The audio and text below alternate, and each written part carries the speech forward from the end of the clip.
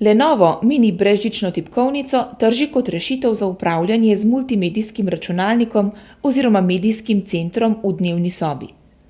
Združuje namreč miško, pomanjšano tipkovnico ter skupek tipk za upravljanje z medijskim predvajalnikom. Resnici na ljubo pa so možnosti uporabe mini brezžične tipkovnice praktično neomejene.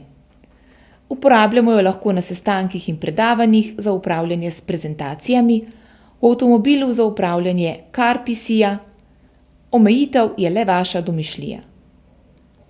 Tipkovnico, ki se napaja iz 2 baterijskih vložkov z računalnikom povežemo tako, da v prost USB priključek vstavimo mini sprejemnik in že je pripravljena na uporabo.